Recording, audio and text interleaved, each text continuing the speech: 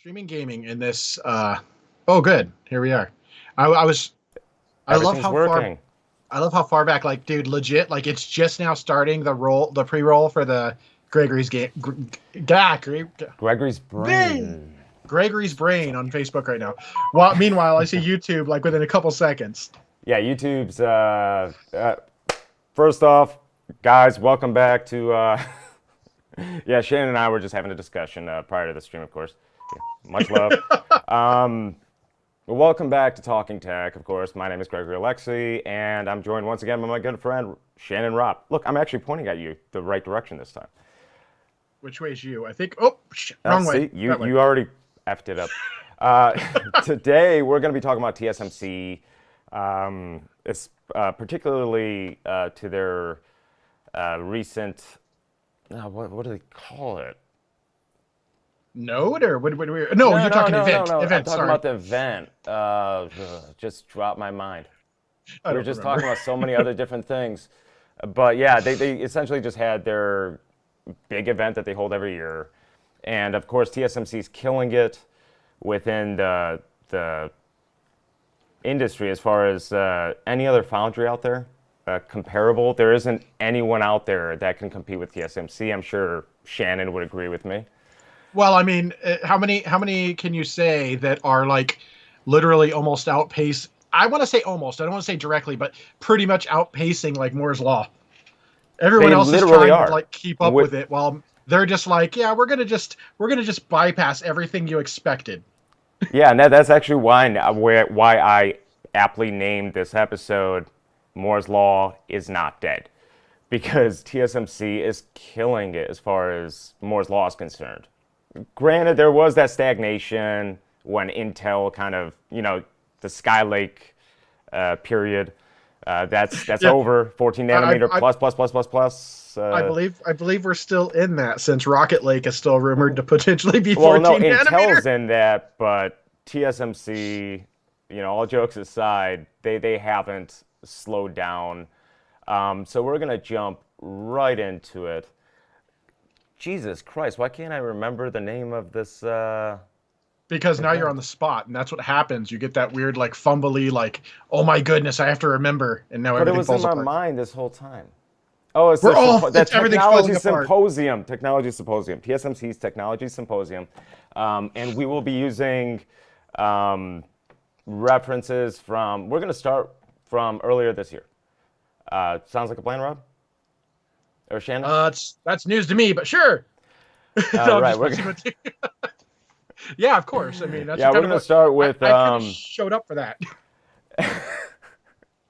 Okay, so basically TSMC's earlier projections. This is back from March 21st of 2020, earlier this year, several months back, and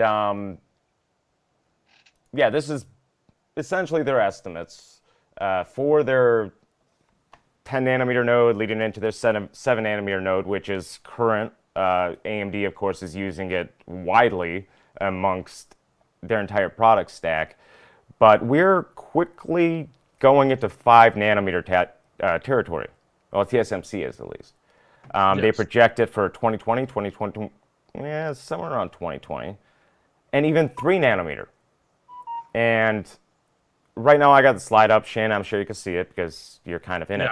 But the density of the microtransistors, that's the measurement you see in the top of the slide, microtransistors per millimeter squared, literally doubles when they make the jump from 7 to 5 nanometer, which is actually already in production for RISC-based CPUs, of course. Well, And I think it's important, if we're going to talk about Moore's Law isn't dead, I feel like maybe it might be a good idea for those that don't know. What is Moore's Law, Greg? that's a good I know point. you. You know what? I know I didn't prompt that, but that's something I feel like That if is we're a gonna good point. say- I'm actually gonna Yeah. read That that we have the literal proper definition. Because one of the things is that we're sitting here like touting like Moore's Law isn't dead, but then it's Right. like, so there's probably people sitting here going like, well, what do I care? Why do I care if Moore's Law isn't dead? What is Moore's Law? You know what? As I a matter figure, of fact, I could just pull it right into here. I'm sorry for putting you on the spot. It's just something that just popped in my brain. No, actually, I totally agree with you. I should have actually mentioned it. Moore's law is the observation of the number of transistors in dense integrated circuits, ICs, doubles about every 2 years. Yes. That's literally Moore's law in a nutshell. Essentially, it's saying that every 2 years we should have double the efficiency and double the density in lithography, which really hasn't happened over the last, 6, 7 years? At least not on Intel's end. On Intel's end, that's been out the That window hasn't happened at all. Since I think they were scheduled to do 10 nanometer at 2017, if I remember correctly. Yeah, 2017 or 2016. But even NVIDIA, even with TSMC, they really didn't go with that same cadence as well when they jumped from Pascal's 60 nanometer FinFET to their custom 12 nanometer FinFET end node. They did double the efficiency, but the actual number density, of transistors. Yeah, the density. The density really didn't change. So there was that period of stagnation, and where Moore's law, I know people touted that Moore's law is dead, but clearly TSMC is not allowing that to happen. Well, one thing that I will know is that when you're building out way bigger dies, that's why I try to look at things as transistors per millimeter squared, because then you get an idea of how many will fit, and if that's or how many are actually packed in, how densely it's done. And I think NVIDIA, to be fair, has kind of packed in the transistor density, but they also at the same time didn't use that to an advantage to make smaller chips. Instead, they're like, YOLO, we're going to throw all these extra features on. Yeah. So you wind up with like a 2080 Ti die where it's like this big, and you're huge. Awesome. I have one over there I could bring out and just show you guys, and even compare it to a Pascal die. It's, the T102 die. There you go. That looks like a Galax card, of course. My arch nemesis. I'm kidding. I love the guys at Galax. But I just realized I have fixed focus on my camera, so I'm putting it up close, and it's like, nope. Yeah, it's a OC Lab. So it looks gorgeous. It's dead. Well, it's dead. So. But do you have a GP102 on you by any chance? To compare it to? I do, but I have pots mounted on them, so I don't feel like taking them apart. I have like a Titan XP, but I have to take a water block off of it, or don't even worry about it. Literally, I'm sitting here screwing on a card while we're talking. No, but that's literally what NVIDIA did. With the help of TSMC, they didn't make a true die shrink. It was, in a matter of fact, going against Moore's law. And we've seen it over the last several years between both Intel and NVIDIA, but TSMC is definitely pumping out the technology to make these transistors not just more dense, but efficient. And we'll get to their technology symposium in a second, which just occurred this week. But I'd like to bring up another article. This is back from May 14th of this year.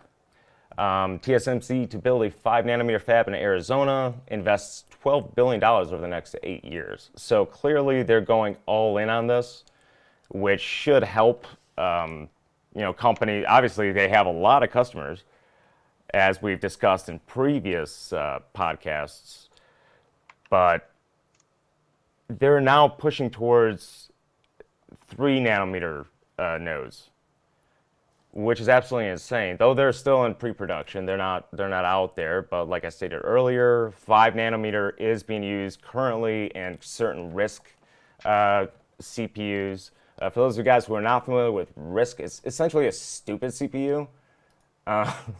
It's purpose-built. It's purpose-built. Yeah, it's specifically built. It's proprietary for whatever function. Similar to an ASIC. Yeah, exactly. Oh, by the way, I did send you something real quick. You might want to take a peek at, just because I kind of screwed you and forgot to mention this before. Moore's law versus Amdahl's. I don't know if you ever looked at that before. I have not. But it has to do with parallelism. Basically, as Moore's law starts to phase out, which is, let's face it, even though right now we're moving this fast, there's a point. It will stifle. You're going to hit a point to where silicon is no longer viable. We're going to eventually move to things like carbon nanotubes But that's another story for another Talking Tech. Yeah, I at some actually, other time. yeah, I'm gonna save this link. I love this. Yeah, that's. Sorry, I kind of screwed you on that. But the other thing, did you Oh, see you the note did. I put up? Did you see the note I put above that? Um, your green screen is acting up. I Small didn't want to liner. say it, but you just said it. Dude, it's fine. No, you know what it is? It's my lighting. Okay. It's I, just the way I have a desk, like a. I don't even know what I would refer to this as, but there's a big piece of wood that's standing quite tall, and it's kind of blocking this area from my lights that are extremely blinding. I don't know why I looked up, but that was good choice. At least it wasn't. At least it was an eclipse. yeah, I've been there, done Sorry, that. sorry, I had to. All right, now moving on as far as I'm gonna actually skip WikiChip's rundown and just go right into the symposium. Oh, the Symposium from NN. Yeah, we're Okay. gonna go right into TSMC's symposium that actually just happened last week or this week. And Yeah. Well, the week. Yeah, this past week. Yeah. yes, but yeah, here we get a pretty good example of the efficiency that we've seen between their nodes. Being, they refer to them as, N7, N5, N whatever. That's just their node, just 5 nanometer, 7 nanometer, 12, 16 nanometer, what have you. But clearly we could see that their efficiency and density, I mean, the rate in which it has changed or going to change is massive. And we Yeah. see a 1.8 multiplier compared to 7 nanometer on their 5 nanometer node. That's huge. Well, it's. I mean, And it's being released now. Yeah, but the thing is, I think it's still, isn't it? I know it's being released now, but technically, isn't it spinning up technically at this moment? Like it's Yes. actually Yeah, starting they're to. not. Yeah, it's not like AMD or Nvidia are There's gonna not chips jump right on this the moment. 5. Like I said earlier, yeah, it's all risk-based, smaller customers that are kind of testing this out. But they're not going to throw these numbers out without any data to back it up. Well, that's Clearly. the thing. I'm excited for this because one of the things was initially, if you remember, the rumor mill was all going, and they were like, "Oh, Ampere is going to be 5 nanometer." I'm like, "There's no way that process No. technology is not ready yet. It's And not that there." that actually leads me. That should lead me back to this. Oh, actually, I did want to show that one, but just the fact that they're investing $12 billion over the next 8 years to ramp up 5 nanometer production, and this fab will be built in Arizona. Yeah, we're not going to see it in mainstream GPUs or CPUs for at least another year or so. Yeah, we're going to see, like, for At instance, a good example. minimum. We're going to see like a refresh of 7 nanometer, probably with the Ryzen 4000, not notebook, but Ryzen 4000 desktop, like the Zen 3 stuff. Yeah. And I imagine we won't see 5 until the next, or possibly even the one after that, spin, as far as that's concerned. But you know what's But crazy? They did report during their symposium that they're getting better yields per wafer out of their 5 nanometer FinFET EUV than they are with their 7 nanometer FinFET. someone had a rabbit's foot in their up their ass or something. I'm sorry. Clearly. I'm not excuse the language, but Hey, someone it's had not. Don't worry. This isn't posted as appropriate for children, at least someone on YouTube. someone had a lucky horseshoe or something to be able to, because that, to get that kind of luck, that's the type of stuff, like, I guarantee Intel was praying for when they were trying to spin out 10. And Oh, I mean, absolutely. especially after multiple tries, this is like, to get where you're getting that kind of yield, that I don't want to call it luck, because I think it was just great engineering, but at the same time, I guarantee anyone that works in a fab or works with these foundries are probably sitting there going like, I cannot believe this went that well. Yeah, I totally agree with you. I can't imagine what's going through their minds right now. But okay, let's see, because I have a million freaking A million tabs. tabs open right now, and they're like half screen on 4K. But this is an official slide from their symposium. Oh, there we go. TSMC 2020 Technology Symposium. If I just clicked this link, I would have figured it out a lot sooner. The answer for all of Gregory's problems a few minutes ago. Oh man, I have so many more problems that you don't want to know about. Um, but yeah, as far as their logic density, they're killing it.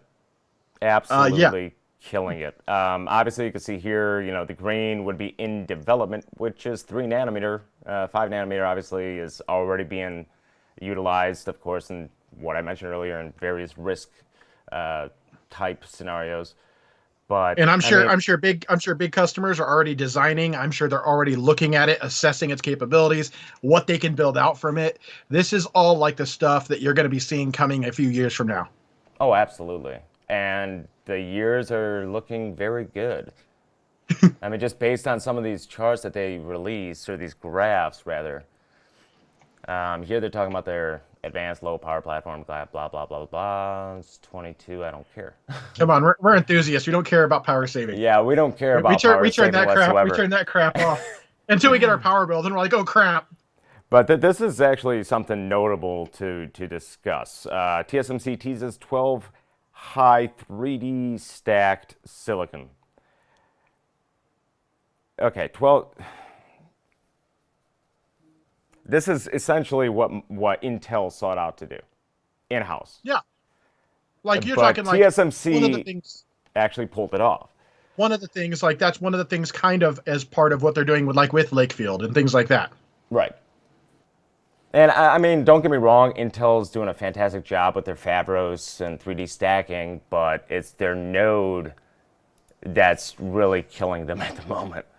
Well, that's the thing, and I mean, let's face it. I'm gonna give credit where it's due. I'm not trying to play sides here, but I mean, Intel to be able to pull off what they pulled off with 14 thus far is good, but they're at the tail end of that. There's just not. Oh, yeah. I mean, there's only so much you can squeeze out of that, and they have squeezed that well beyond what I think anyone, even their own Yeah. engineers, probably thought possible.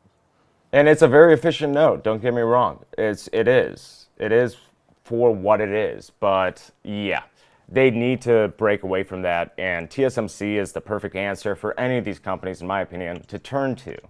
And that's, of course, in the rumor mill that Intel may turn to a third-party fab. Well, no, they actually confirmed that. And we're guessing it's going to be Samsung, of course.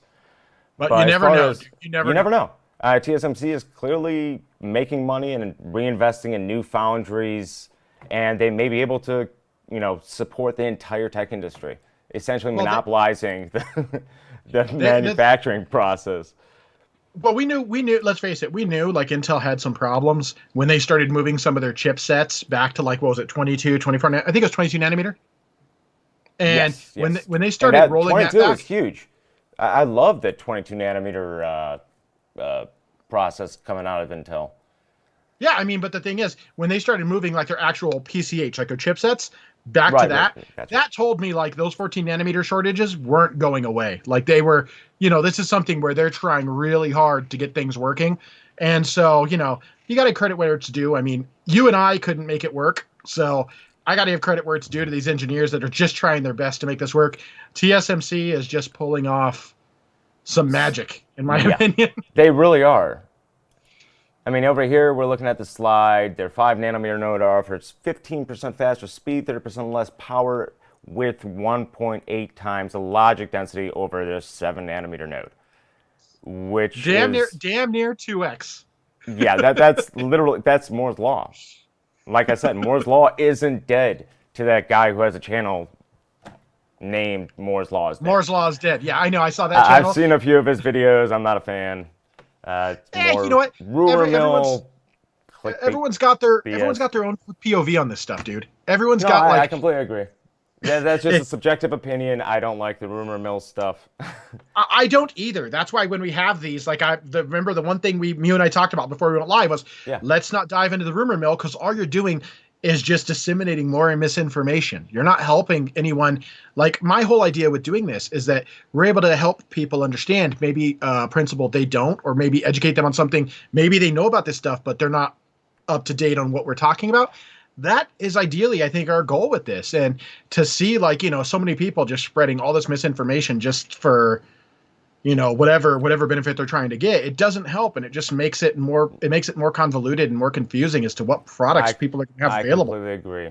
And that's obviously that's a topic for another day. But not only does it detract from the actual real objective conversations, which don't really seem to exist in many tech outlets, won't name a name, but you hear all of these, like I referred to them earlier, clickbaity articles, and they change day to day. And I'm not going to name names once again, but like even with the NVIDIA Ampere thing, projected prices of the 3090 going $2,000. 2 days later, $1,400. And and that and this. I don't like the good thing is I don't mean it like I don't mean any negative connotation, but NVIDIA is a good example. We all know they're holding their cards close to their chest. Oh yeah. But until you hear some official information, that's one of the things I've always told people. They're like, "Oh, what's this? What's that? What do you think it's going to be?" I'm like, "I don't think." Because at the end of the day, I may have a good idea as to what it's going to be, but I won't state it because there's too many people that just want to sit there and go, "Oh, well, it's got 12 gigs of this, and it's going to do that, and it's going to, be 2 times or 80% faster than 20 Ti." And it's like, why spread that? You know that's just strictly a rumor. You read off somewhere else, decided to repost it. It doesn't help anybody, and all it does is create the worst thing. Like, remember Vega? There was a huge hype train.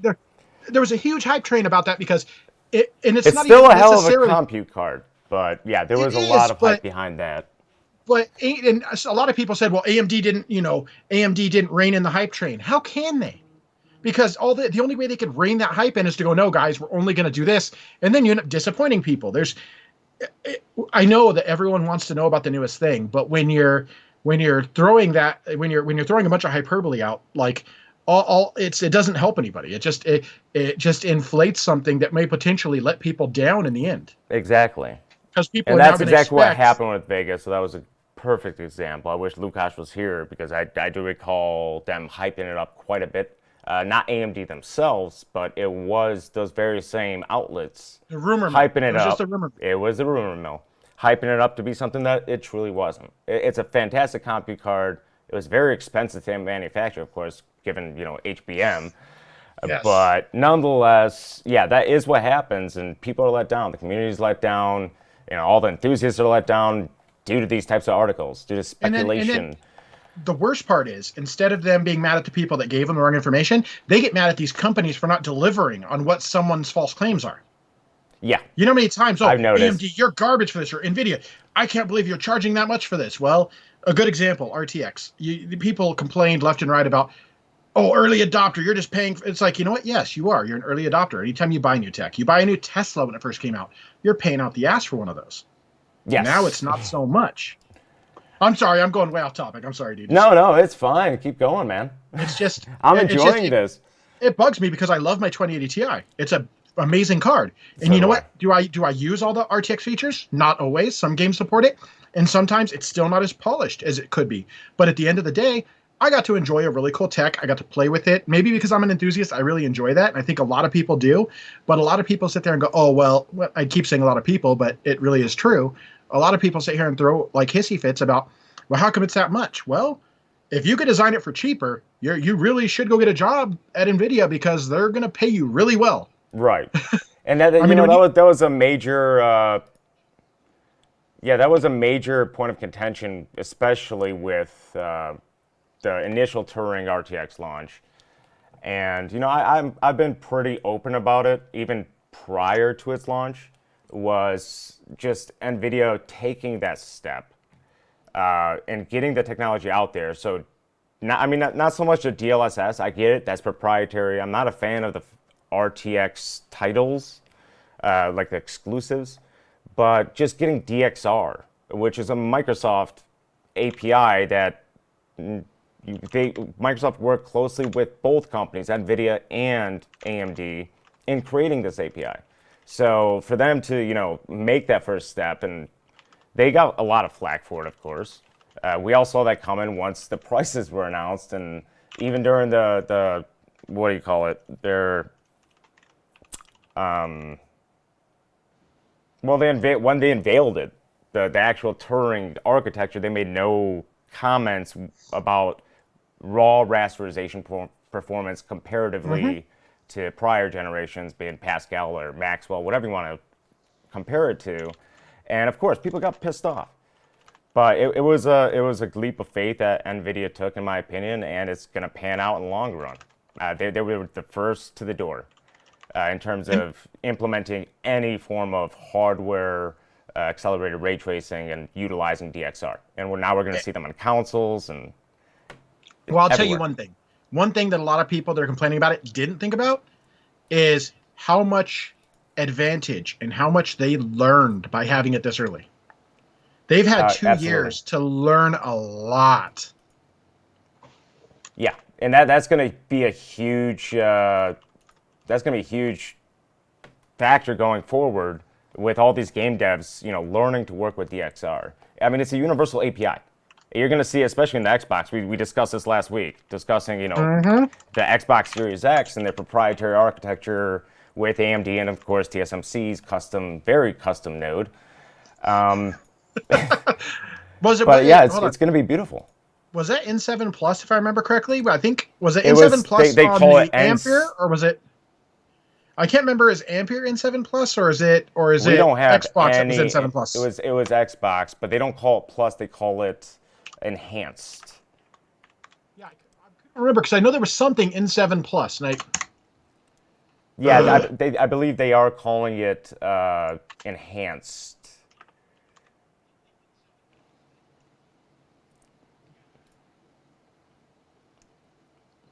Yeah, it says. Wait, let's see. Yeah, I guess I'm not sure. I don't know. Yeah, they're calling it an N7 Enhanced for whatever reason. It's obviously a custom node built specifically for Microsoft with AMD.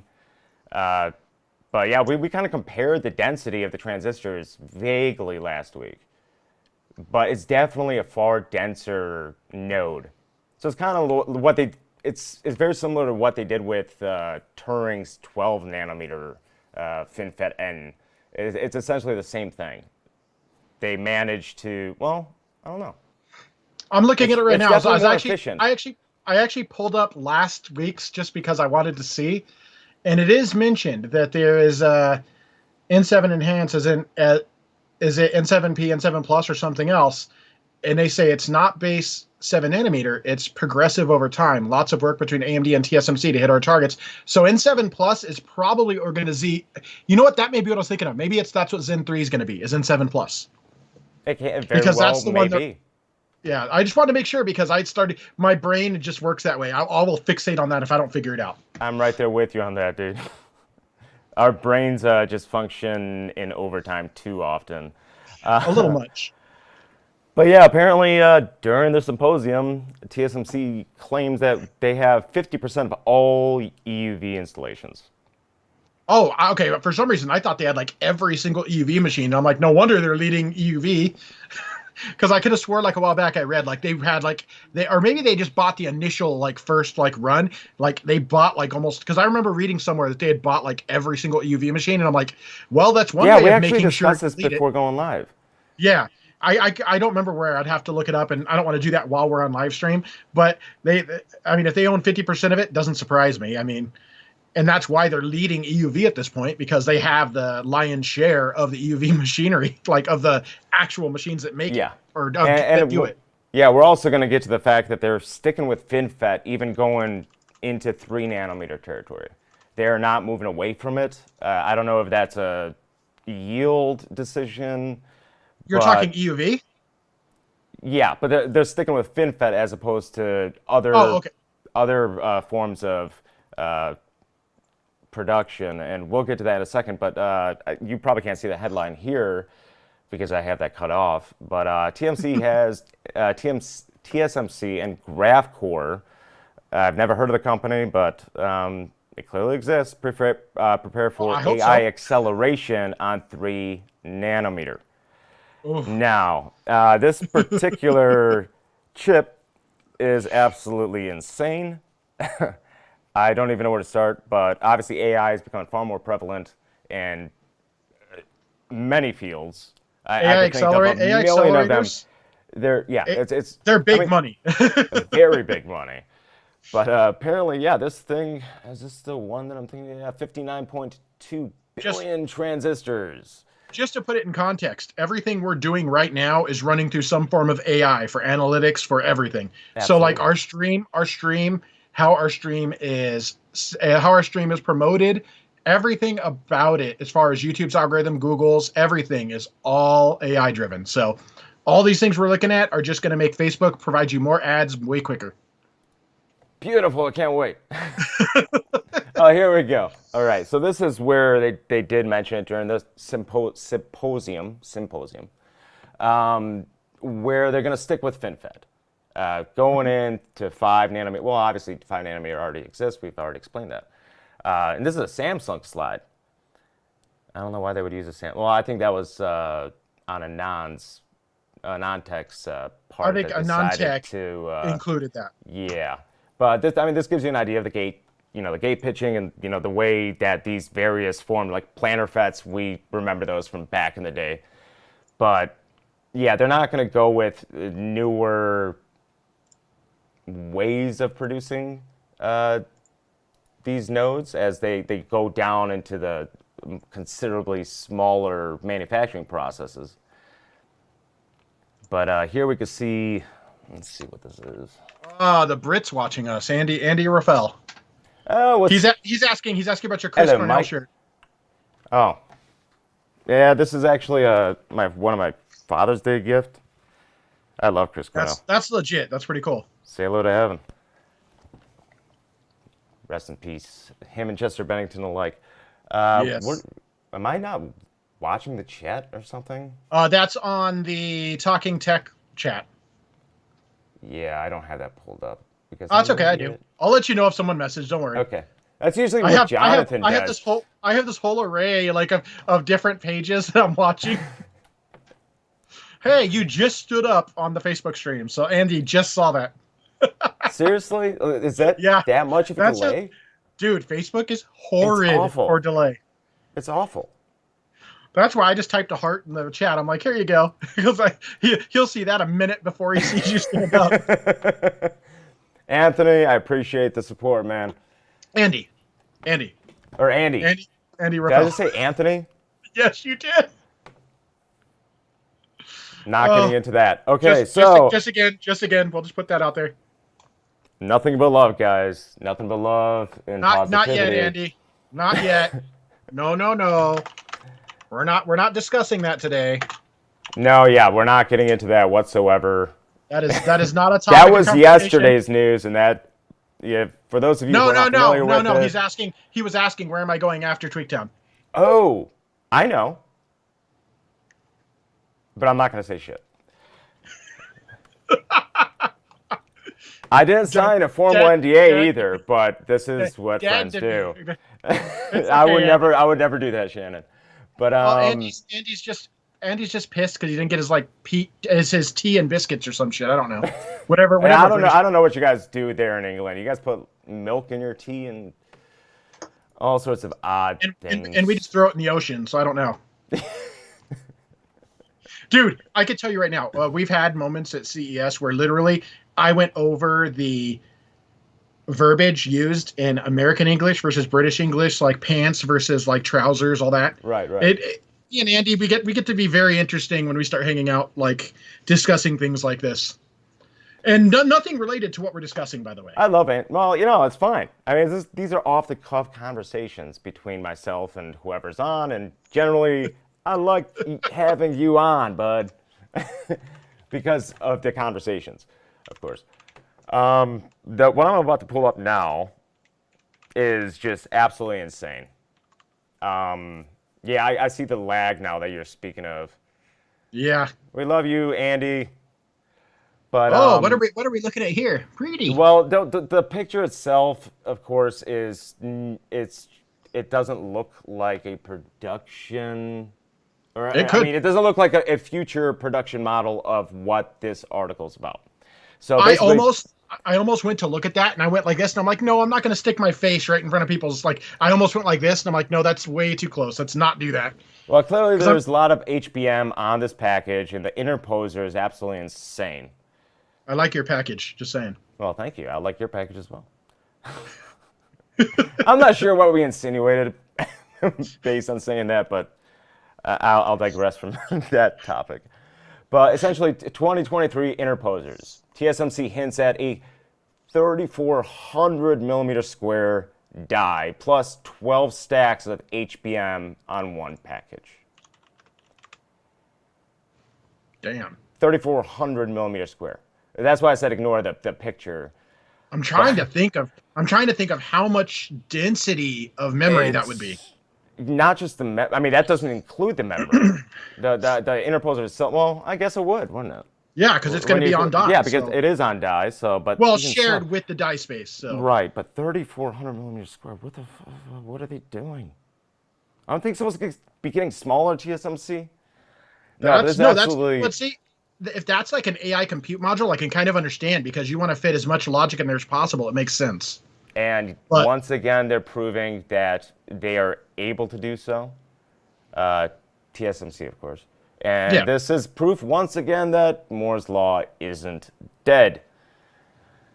But yeah, TSMC has increased their interposer size limitations going from 1.5 to 2x. Sorry guys, there's a bug there. Shannon knows. It's driving me crazy. It's the freaking We've been lights, dealing with man. that for like half an hour or so. Yeah, or actually like an hour at this point. It's the lights. But going from 1.5 to 2 times to even projected 3 times reticle sizes with up to 8 HBM stacks for 2021 products. And that's not even getting into the 2023 projections that they have. So yeah, guys, Moore's Law is definitely not dead. And I know our target is not HBM, but I do want to say that it's very, very, very sexy when you see something like 5.92 terabytes a second. It's like, yeah, I'll take that. Yeah. Like imagine. I didn't even touch up on that. Yeah, like that's just nuts. You scroll down just a little bit. Yeah.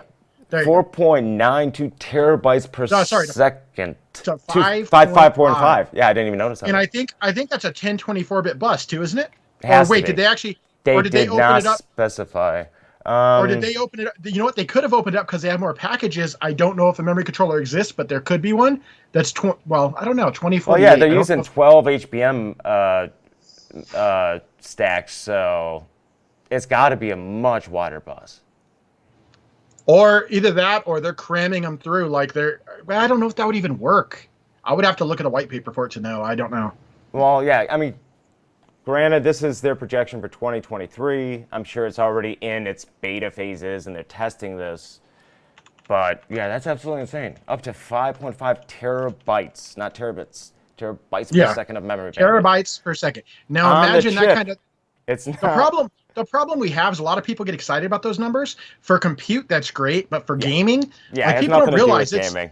Well, but the thing is, even if it was, that would do nothing. I mean, it wouldn't help you because you don't have a GPU powerful enough to utilize that throughput. You don't have, you don't have a CPU that could push it fast enough to utilize that throughput. Yeah, this is very much more so for, like you said, AI type situations and just raw compute. Inference. Yeah, it's raw compute, which would require the memory. I don't know who the customer is that's going to be purchasing. That's why I was trying to look at the laser etching. I was like 3,400 millimeter square. That is huge, dude. Yeah. Because I would have to look at it. But I think 700 plus millimeter squared GPUs are big. 3,400 millimeter squared. I'm pretty sure that's bigger than like the entire Threadripper CPU. I think I'd have to look at it to be sure. Oh no, it's definitely way bigger than the Threadrippers. I'm pretty sure that's like.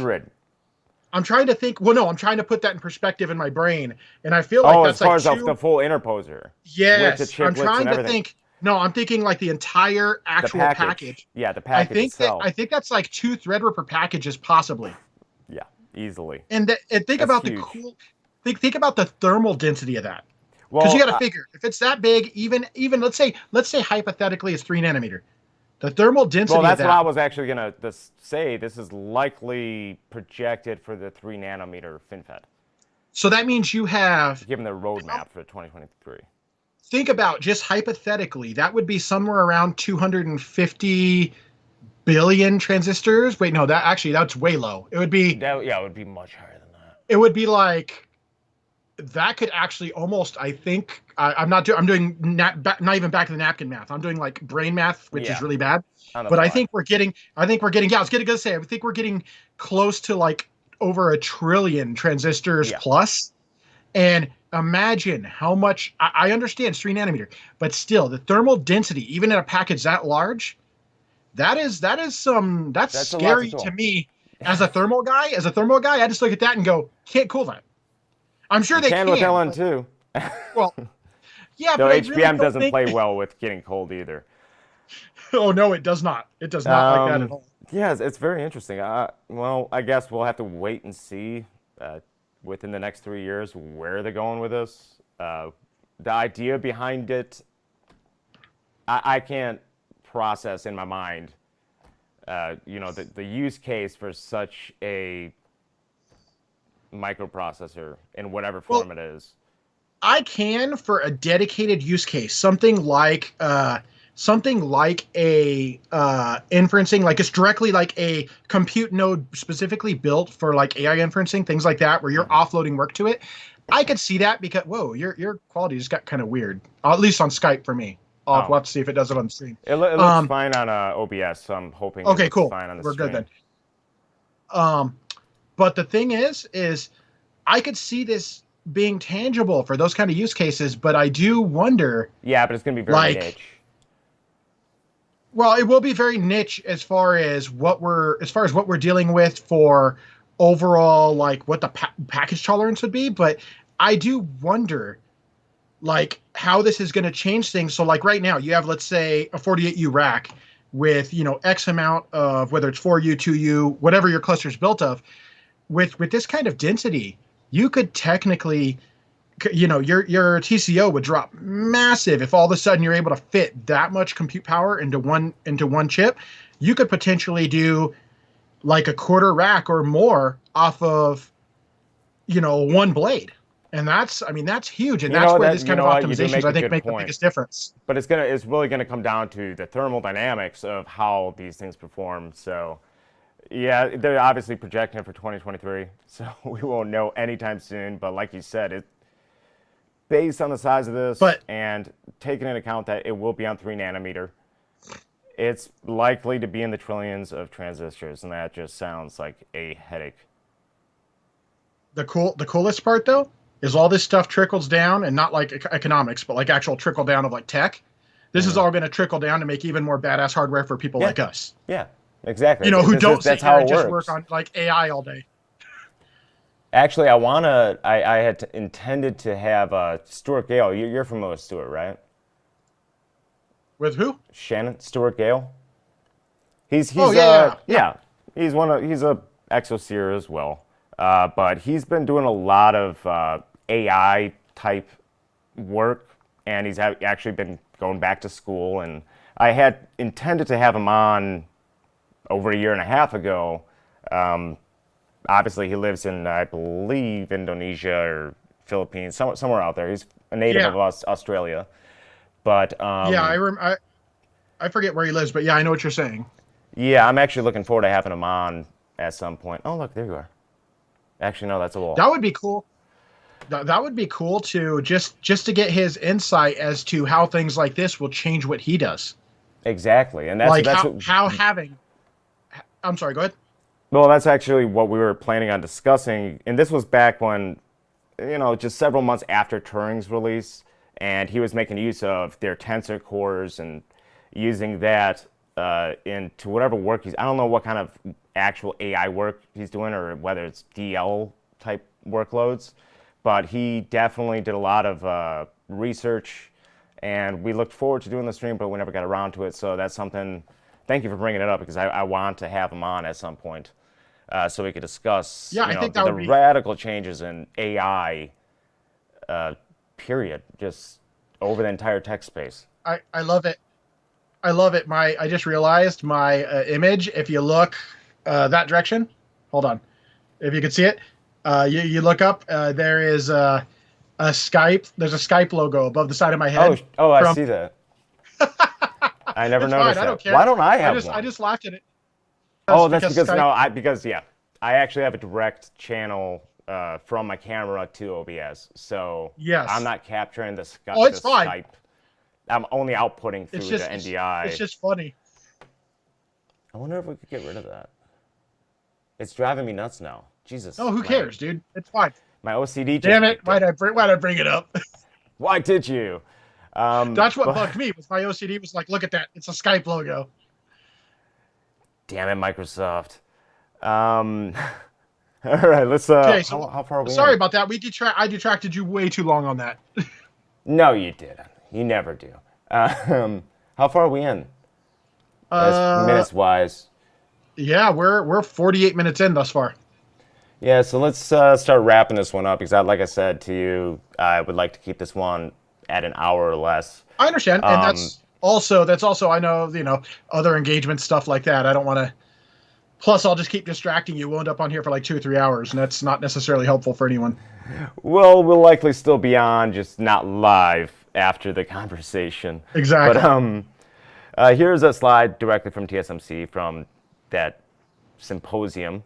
But it's essentially showing the equivalent in yields per wafer, Yeah. dating back from 2016, from the 20 nanometer, 16 nanometer FinFET, going into the 10 nanometer, which you see, well, as well as 7 and 6 nanometer, and of course leading into 5 nanometer.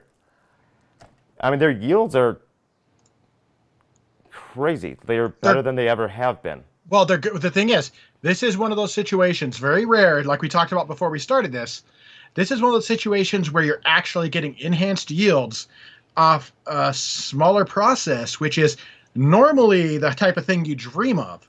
They're pulling it off, and that's not a small thing. That's yeah, a I don't think huge I've ever accomplishment. seen it. I don't think I've ever seen it pulled off in the And history of semiconducting. and what if they pull off a similar thing? I'm not trying to like dive into this, but imagine what if they are able to do the same thing in 3 nanometer, dude. You know what? It's not out of the equation. That's definitely a possibility. I mean, they're going to have the it's same just engineers, so yeah, the fact that they're able to produce higher yields with their 5 nanometer right now than they are with their 7, which is clearly a mature process. I mean, AMD's been using it. We believe NVIDIA to be using it. That's another thing we spoke about before the stream.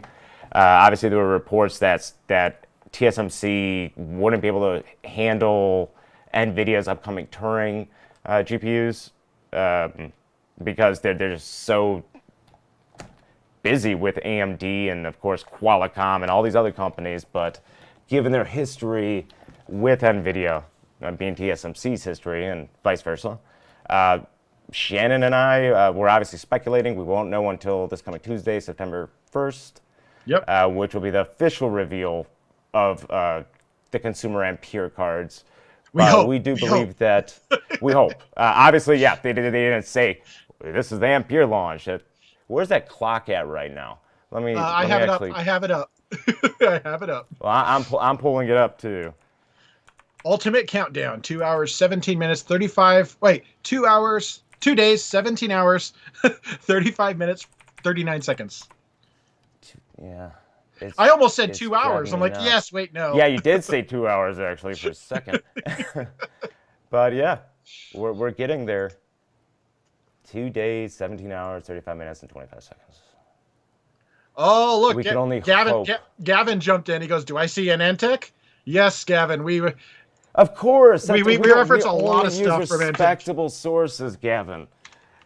We try to keep things as objective as possible, so we don't turn to clickbait sites or anything of that nature. Hey, let's stay on topic. I'm sorry. Yesterday was pretty funny. Let's be honest. But yeah, TSMC's 5 nanometer process, strictly speaking, is first. See, now I feel bad. We're not going to look at a motherboard stuff, which is what a lot of Gavin does. I'm sorry, Gav. I promise. Don't worry, Gavin. We'll discuss that kind of stuff when the next chipsets launch between any company. And we'll look at one of his motherboard comparisons because he put in we'll bring that up. He put in a metric ass load of work into a Z490 comparison. Oh, like it was insane.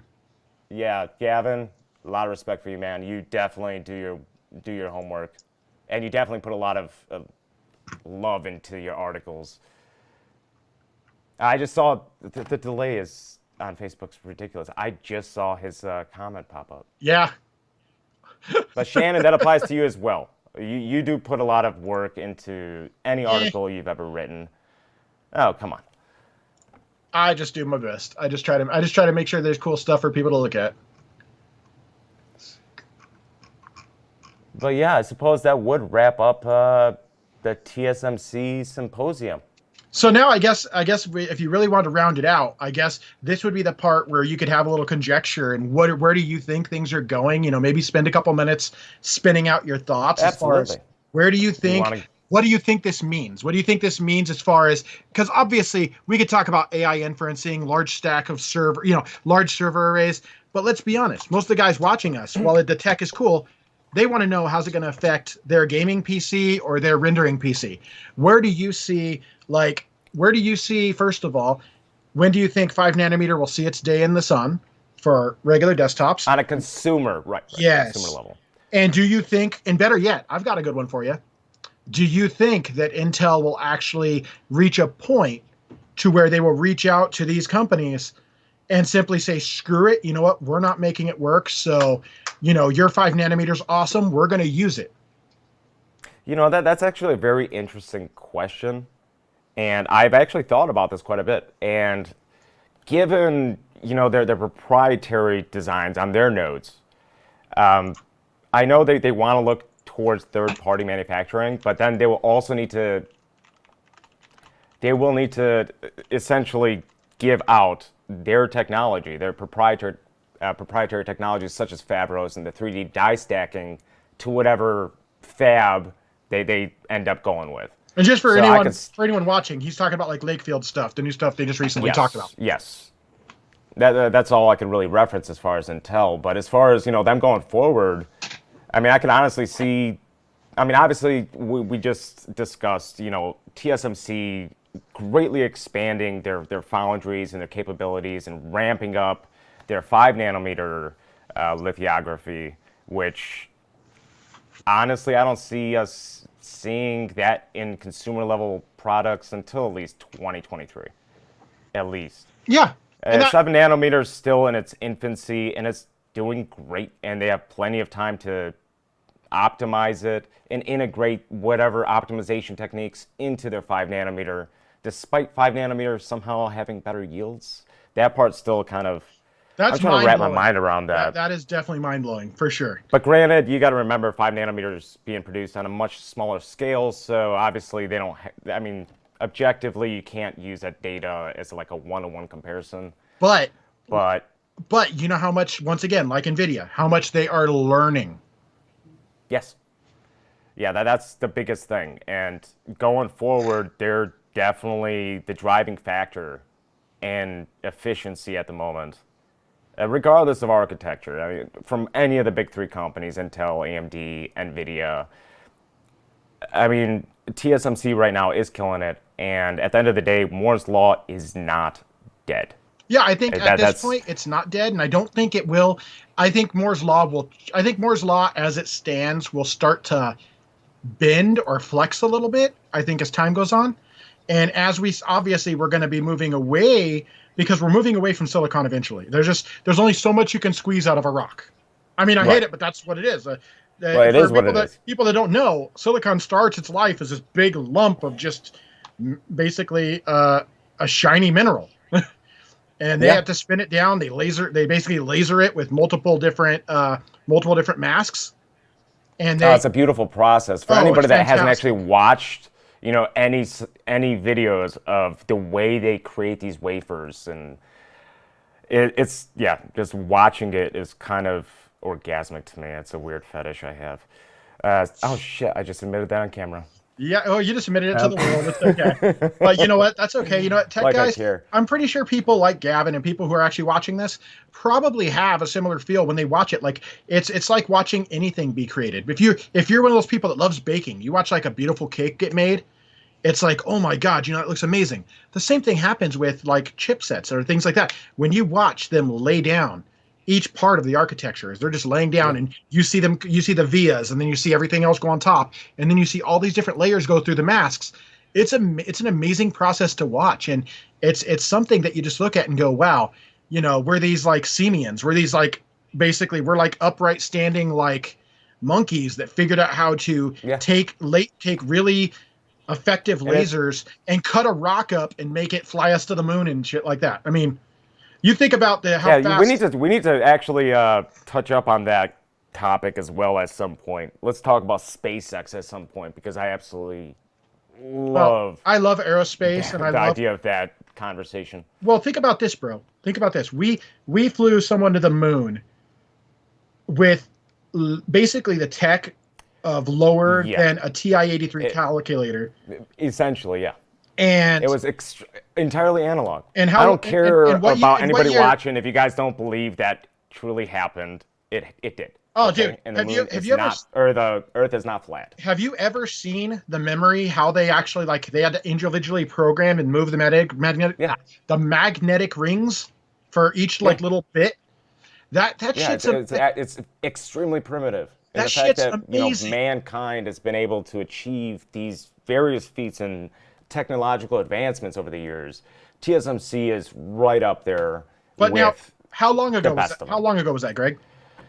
You're talking about 60s. What would that be? 60 years. 50 to 60 years, let's say.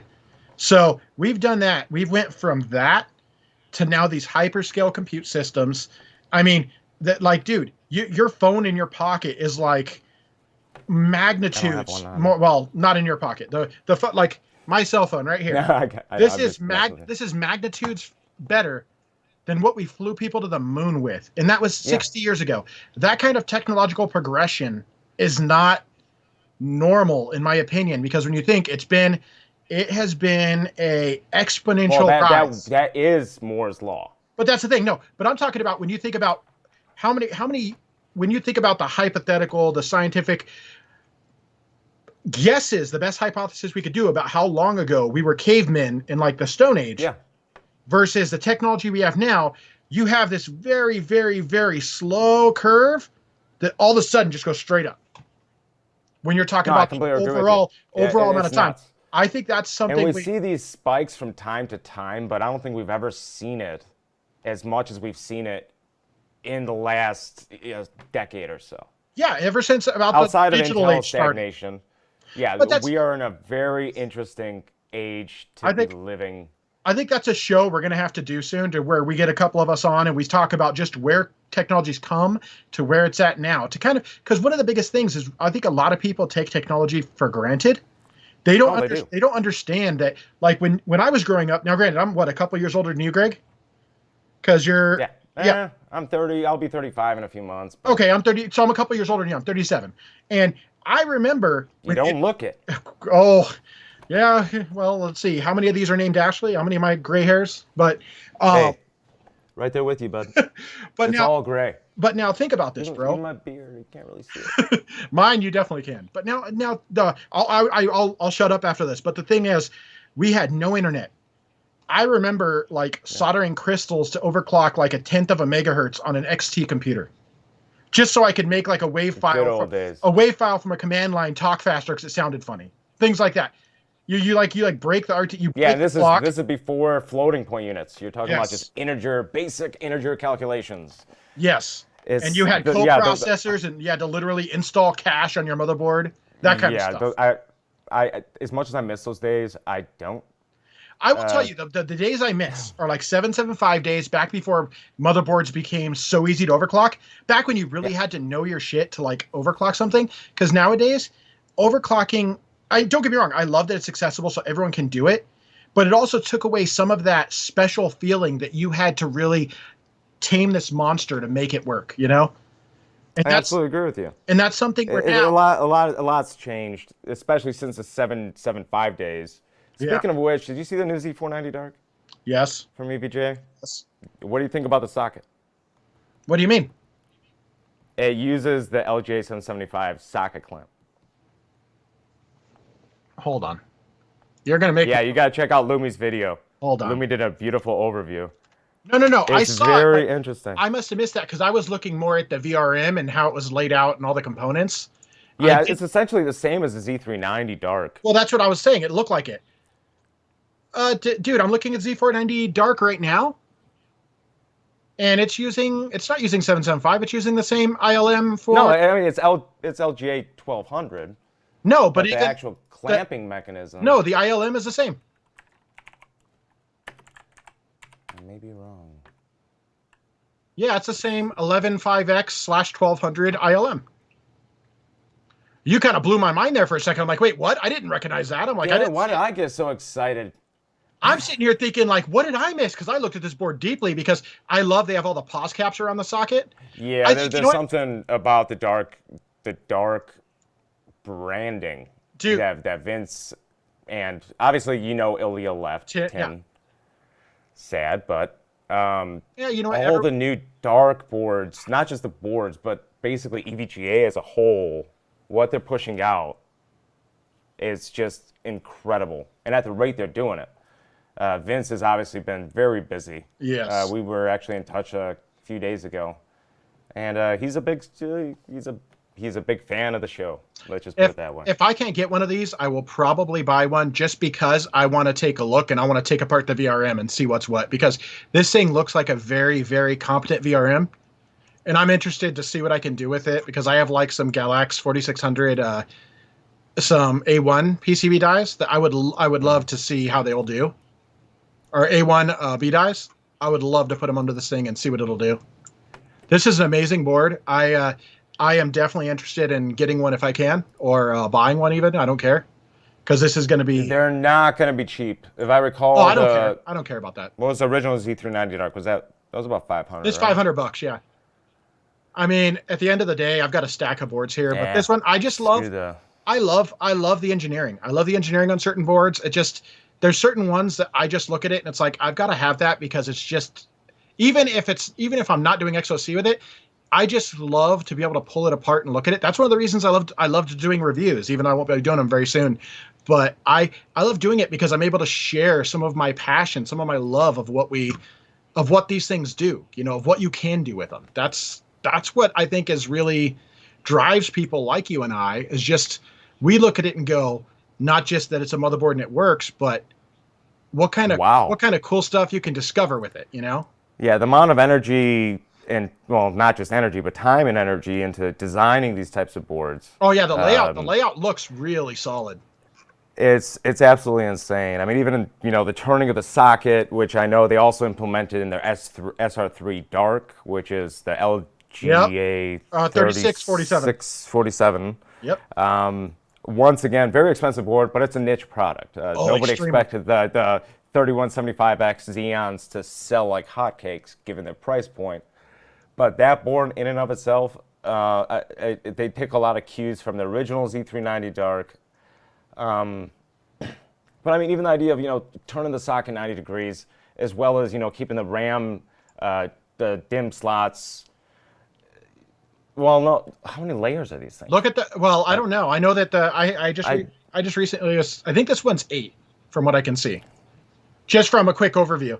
I hate it because I have Pi-hole and it's blocking all of my overview because I guess it sees this as an ad, so I'm gonna have to look at it. I'm gonna have to fix that later.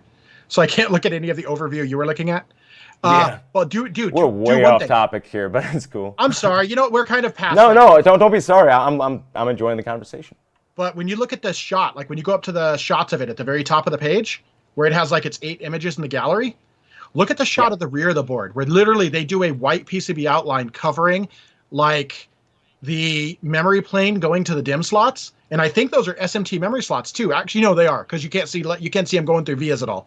So those are SMT memory slots, which from what I've seen, and at least from the boards I've tested, they do actually give you a little bit of a nudge in memory performance. Because they're not. Oh, I completely agree. They're not through hole, so that's going to be an amazing advantage. And I think once people start getting this, I know one of the guys I talked to, overclocker down in Florida, he just got his a few days ago, and it looks like, I didn't want to. I wasn't sure if you knew who he was, so I didn't want to call out names. Oh, I know Jason very well. He's a good dude, and he's actually using my my Turing. Adapter, the KP Turing adapter for the old Tech 9 Fats. Oh, I gave it to him because I upgraded, of course, to the Icon pop. But yeah, this thing is just next time triple BIOS. Next time you have to remind me before we kick this off. I will pull out my pots so you can see the legacy stuff I have. I have an old F1 sitting like 20 feet behind me. Yeah, by the way, don't get rid of that because those are, you can't find them anymore. No, you can't. That's why I still have it. Anywhere. And I still love that pot. I absolutely love that pot. And It's I just actually intend to revisit LGA 775 it's so much with that mass. pot. It's so much mass, dude. Oh, it's so heavy. It's awesome. But It should be considered a deadly weapon. it's great, except pull down and pull up is not as quick slow. as you want. Yeah. I mean, it's fine for older chipsets, particularly the LGA 775 generation. That's the only. I wouldn't even bother running my T-Rex on one of those. It's kind of like the old lead. It's kind of like the old lead sleds back in the day. Like the old big Cadillacs. They take a while to get there, but once they get there, they'll keep going. Exactly. Now, yeah, I will never get rid of that pot. And I'm sure you saw the picture I posted on social media a while back about my old Venom. I turned it into a cigar ashtray. I did not see that, but I will definitely try to see it because I could have swore I've seen. I don't think Vince was very happy about that. I think Vince will be all right. Vince he didn't care. Vince has a fantastic sense of humor when it comes to shit with what we do, like with his products and kind of the crazy stuff we come up with. I mean, Vince just loves. I think Vince just has that natural, like, inane love of just in this entire like tech overclocking it, like the community. He's a genuinely good dude when it comes to that. He is absolutely. I'll consider him, of course, as well as you, lifelong friends. I mean, honestly, there's very few. Oh, there we go. Right back at it. There's very few people within the tech industry that are truly. I don't want to say truly decent people, but having met Vince and getting to know you, Shannon, you guys are few and far. Well, there are a lot in this industry. There are a lot of people in this industry, that they do it to make a living. But to find people that have that true passion, like good example, like we were talking to Gavin. Gavin was in the chat. He has a real passion, and you can tell whether you read something they write, whether you watch how we talk about it.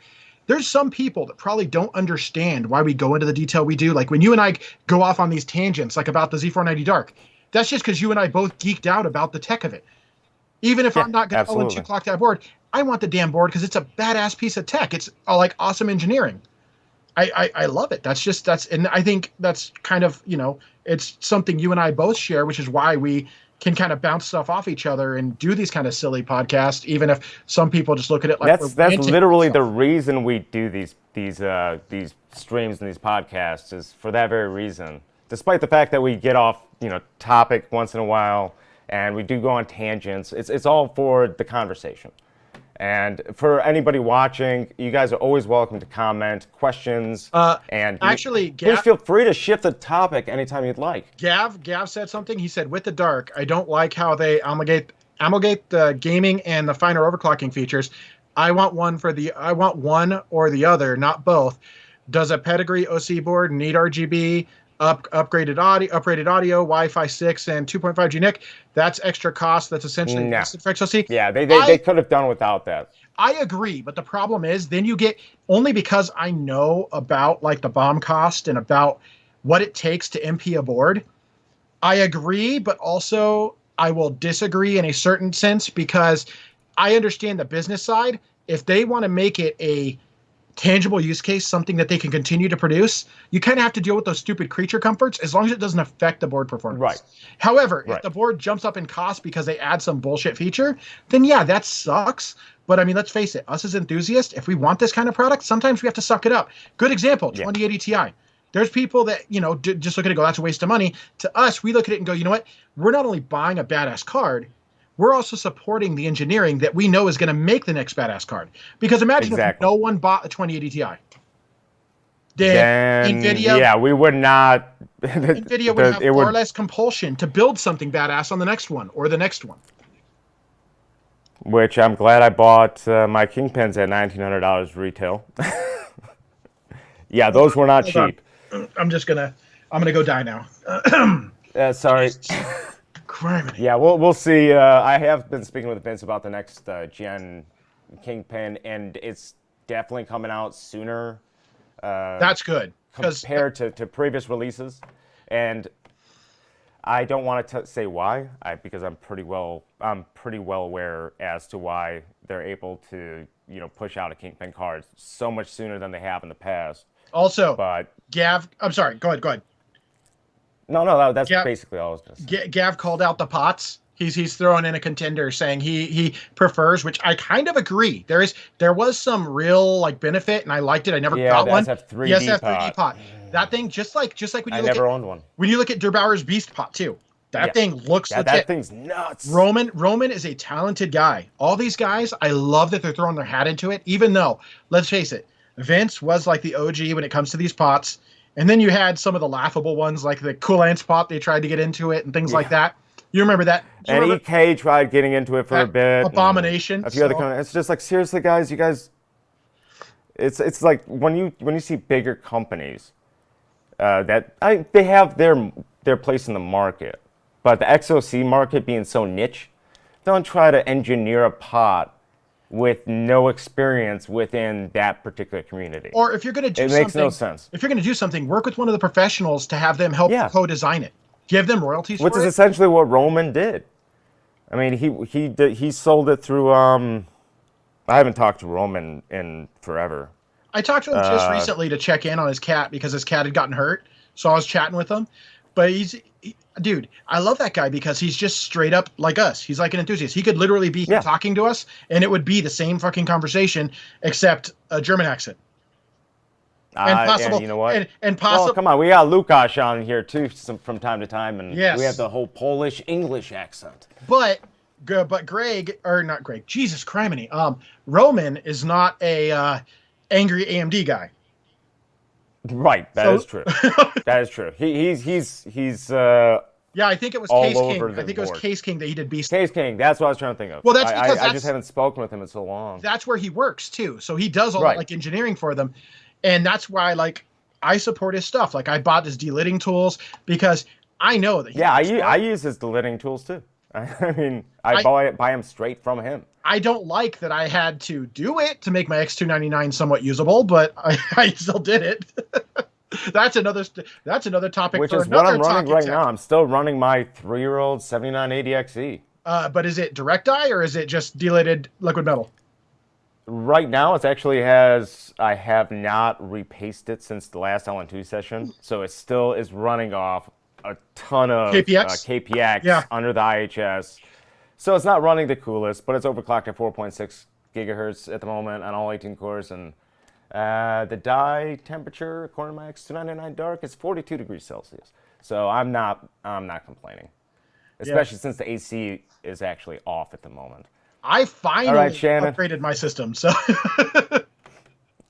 let's call it a day for this. For sure. This talk.